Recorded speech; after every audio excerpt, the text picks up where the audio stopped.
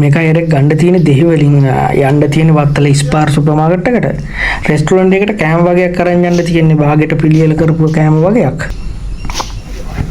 තමහල් තියනවද? නෑ. මෙච්චර කවුරු යනවද? ඔය දෙන්නෙක් යනවා. මං හිතේ පැසෙන්ජර් හයර් එකක් දාලා පික්නික් ෆ්ලෑෂ් හයර් එකක් යන්න තියෙන්නේ කියලා. සමහර බඩු යවනවා පැසෙන්ජර් හයර් විදියට දාලා. එන ඔක්කොම හරි අපි යමු. ඔන්න දැන් ඉන්නේ කිරුළපනේ.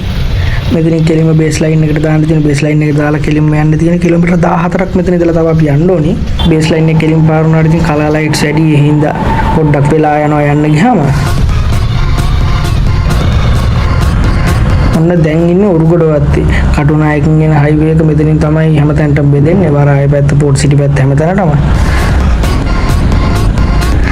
මෙතන නම් ඉතින් ඔයගොල්ලෝ දන්නවනේ අලුතෙන් හදපු කැලණි පාලම. ඒතර අපි මේ යන්නේ පරණ කැලණි පාලමේ.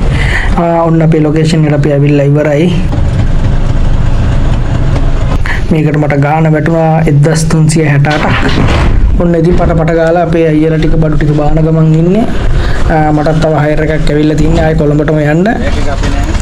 එහෙනම් අලුත් වීඩියෝ එකකින් හම්බෙමු. ජය වේවා.